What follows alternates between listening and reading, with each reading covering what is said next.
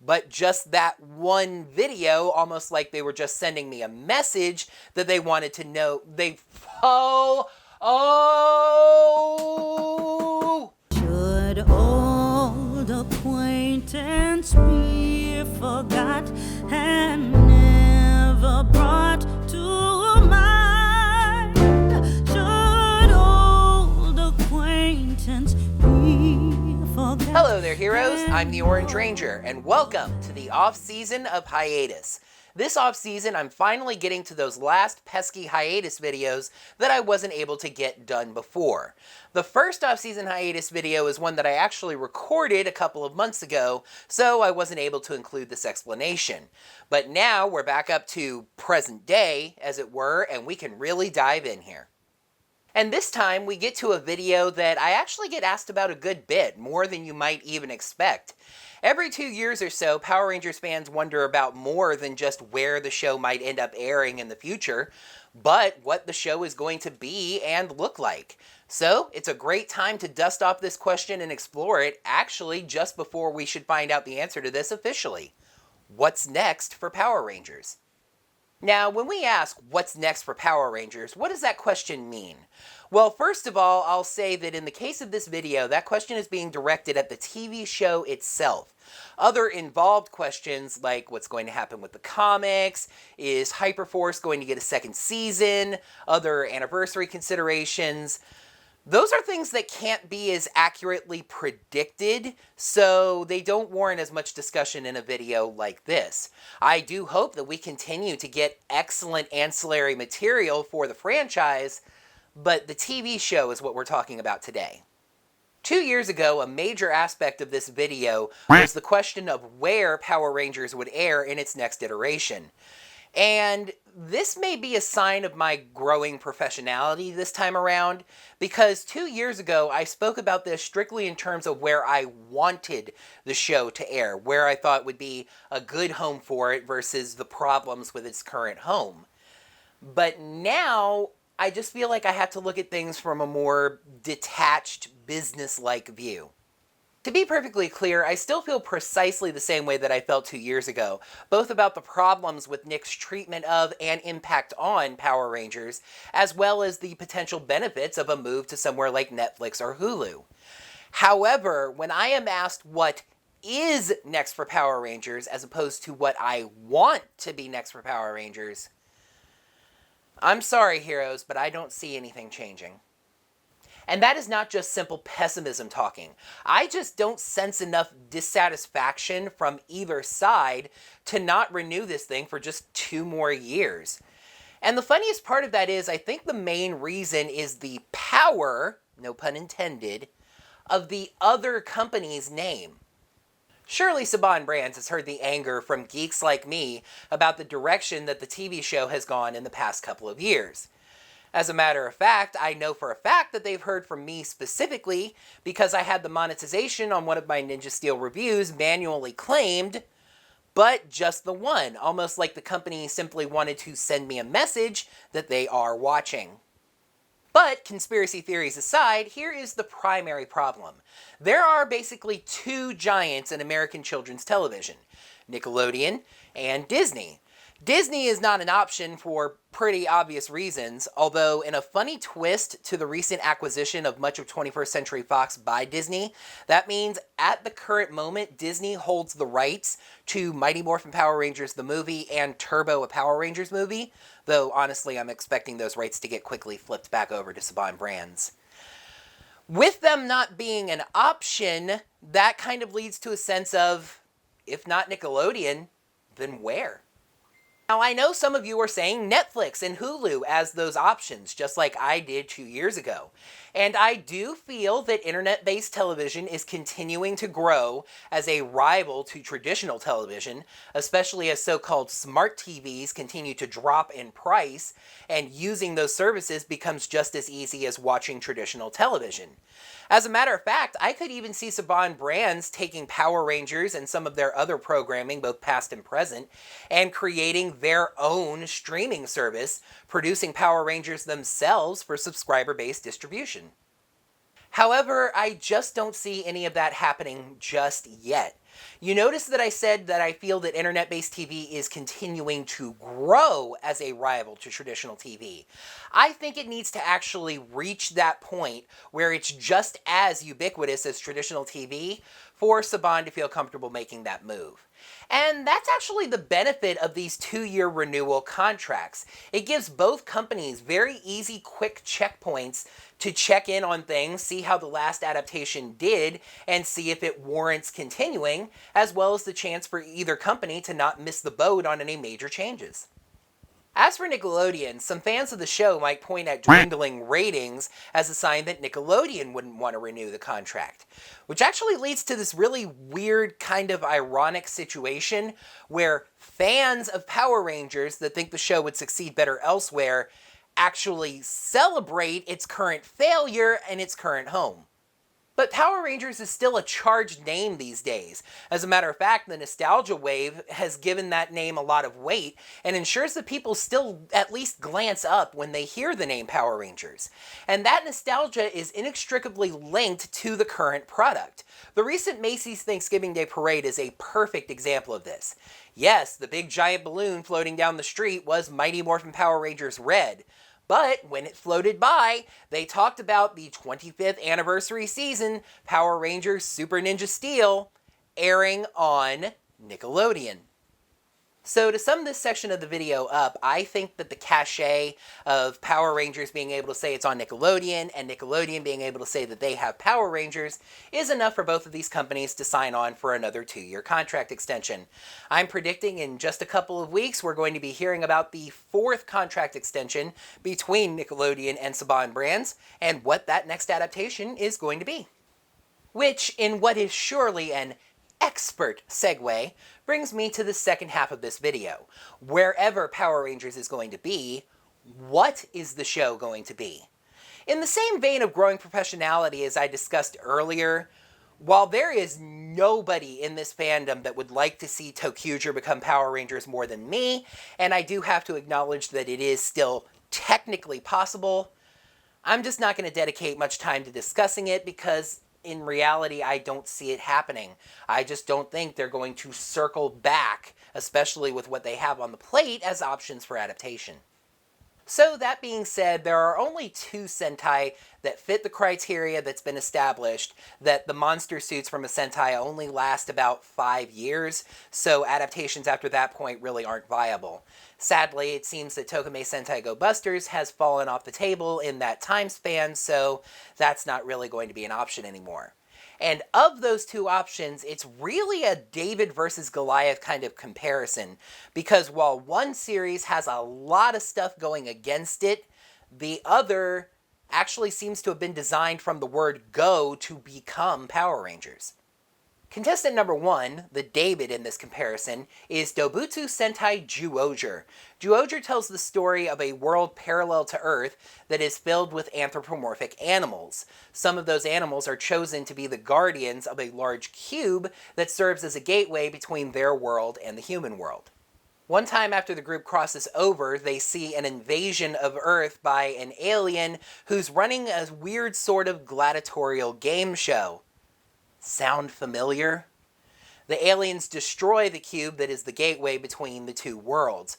A human ends up joining the team as their Red Ranger, and they fight against a main villain who is so boring that his literal story arc is actually being bored. So what are the good points for Zyuohger as a possible Power Rangers adaptation? Well, the first one that comes to mind is continuity. While we haven't really seen any sort of connectivity between similar themed seasons in recent years, you will notice, for example, that there doesn't seem to be a connection between Ninja Steel and Ninja Storm, Zyuohger could serve as a very interesting sort of sequel series to Wild Force. You would have to explain why the Zords became cubes, and why some of them changed colors, but I mean, that's not too difficult, right? This next point is really sort of a backhanded compliment if you think about it, but Zyuohger actually fits very neatly into what Power Rangers has been lately. I mentioned the connection of an alien from space attacking Earth as part of some game show, which is basically what we're getting from Ninja Steel. You just need to remove the furry aspect. As a matter of fact, even the Sentai did that, giving them human forms. And voila! You've got the story of a group of high schoolers fighting to defend the Earth from an alien who's trying to bring Galaxy Warriors back to life. And I'll admit that this is stretching to a significant degree, but if we were trying to get Bandai of America on board for Zyuohger adaptation, you could take the animal forms of the 4 non-reds and release those as extra figures? Yeah. Alright, now let's get to the bad points, and as I'm sure you can already sense, there are significantly more. The other main theme of Zyuohger besides animals was cubes. Kind of tying into celebrating the 40th anniversary, even though a cube has 6 sides, not 4, and it is a 3-dimensional object, so... All of the Zyuohger Zords are cubes that kind of fold out into kind of basic animal shapes. Bandai of America has already reportedly said that the cube thing would be very difficult to work into the Zord Builder system, which has actually been a surprisingly strong selling point of the American Zord line.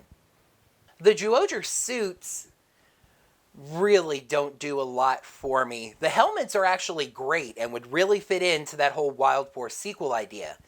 But everything from the neck down... The chests look like t-shirts that you would buy at a zoo, and the rest of the suits are really quite plain. Just not really an exciting look. I kind of hinted at this already, but the villain group for Zyuohger is boring.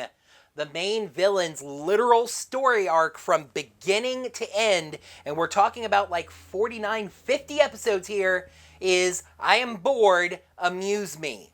And each of the other characters just seems to be some stock character stereotype representing some single emotion or style. It's just, they're all really boring. There's not a single villain in this group that I feel like I need to see adapted. This is also something I kind of mentioned earlier and is kind of a case of even the good points turning into bad points, but even if you tried to position this series as a sequel to Wild Force, there's a whole bunch that you would actually have to explain. The Zords now look totally different, the lion is now yellow instead of red, and the suits don't look anything like Wild Force suits either. It would actually be a good bit of writing gymnastics to explain just what had happened on the Animarium. And this is kind of a shadier, more financially backed reason, but again, this is what I think is going to happen, not the reasons I want it to or not. Zyuohger really doesn't feature any kind of collectible gimmick. The entire series revolves around cubes, but the thing is, those cubes are the things they are. You don't use a cube to summon the Shark Zord. The cube is the Shark Zord. You don't use a cube to summon their gun and their sword. The cube is their gun and their sword. There's no Red Ranger collectible to make collectors buy 5 of. So then we have our other competitor, the Goliath in this scenario, the currently airing Sentai Uchu Sentai Kyuranger. Everything about Kyuranger seems to have been designed to appeal to America as a Power Rangers adaptation. Kyuranger is one of those after-the-war stories. The entire universe has actually already been taken over by a shogunate that calls itself Jark Matter. A rebellion is formed around the legend of 9 heroes who would find tiny little globes called Kyutama and use them to liberate the universe. So right off the top, the Kyuranger suits are absolutely gorgeous. They have great helmets, there's a great balance of colors on the suit, and even the dark areas on the suit are actually speckled to give them a space look. Also, I really like that the suits are widely varied and not perfectly uniform, which reflects the different people using them, since, you know, not all of them are actually human.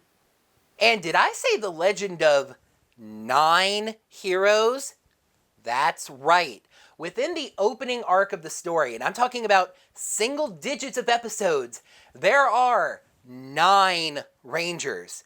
Now, the story doesn't actually always use all 9, but in fact, and something I find really clever, they port the idea of kind of saving on the show's budget over to the story itself, with the idea being rationing back and budgeting the team's energy by not sending all 9 Rangers every time.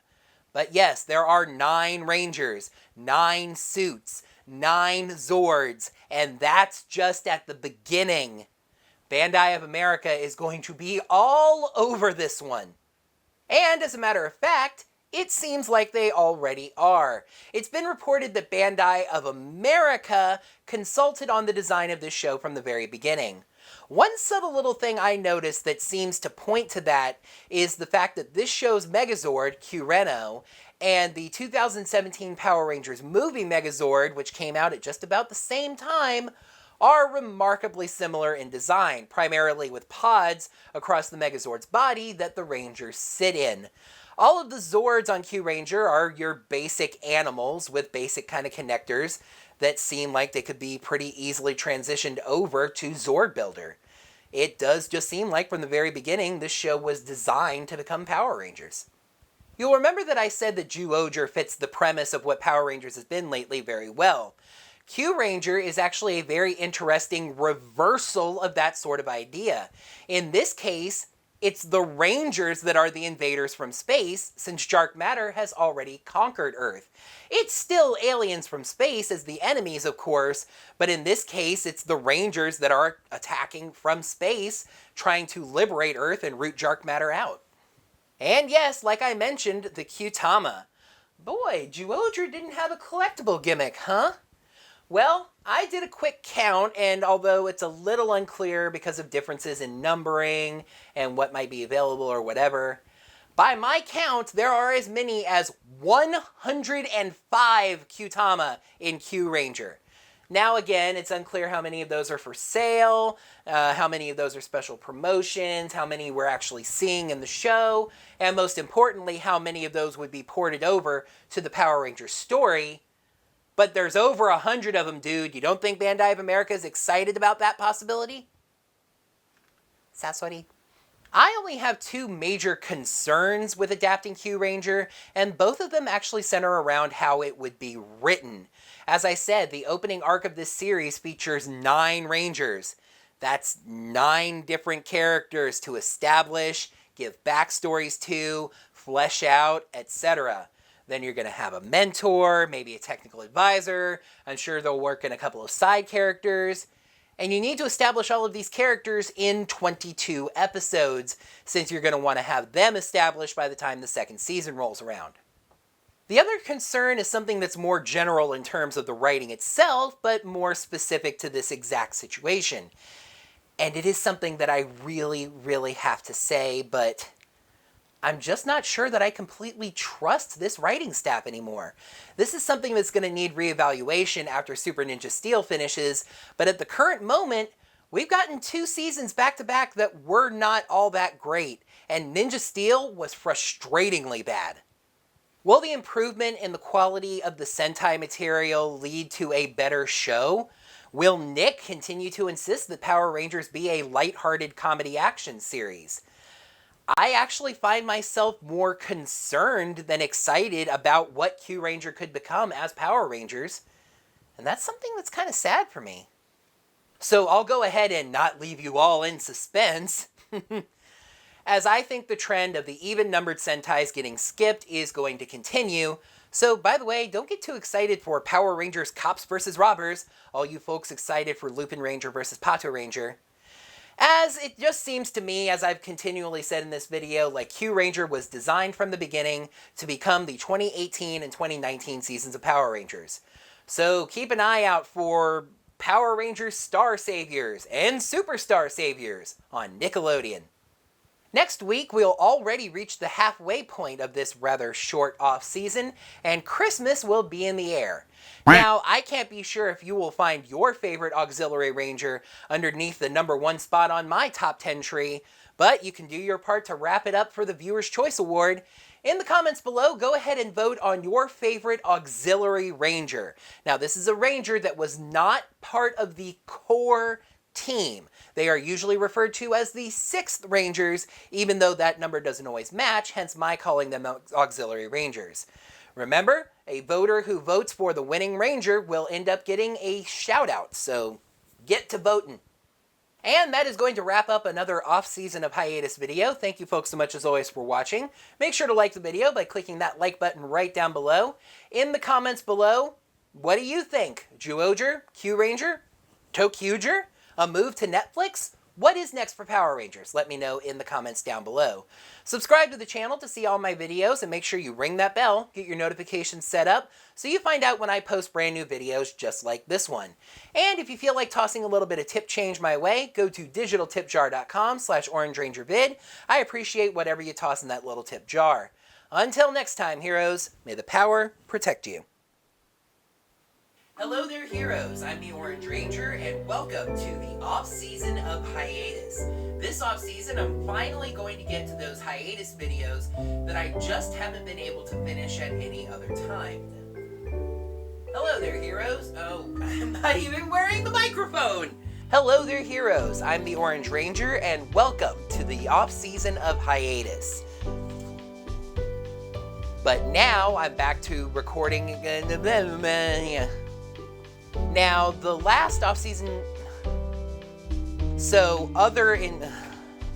to be absolutely clear, I still feel exactly the same way that I did 2 years ago about Nick's, as well as why places like To be perfectly clear, I still feel precisely the same way I did 2 years ago, both about how Nick's, as well as a potential move to somewhere like Netflix or Hulu. Both about Nick's treatment of and that is not just simple pessimism talking. As a matter of fact, I know pretty specifically that they've heard from me because, as one of my Ninja Steel reviews had its monetization manually claimed, shoot. As a matter of fact, I know for a fact that they've heard from me specifically as I had the but just the one, almost like the company. I feel the anger present in my pie pan. As for Nickelodeon, some people might actually point to the dwindling ratings of Power Rangers lately as a sign that they might want. As for Nickelodeon, some might point, which actually lead. However, when that balloon float,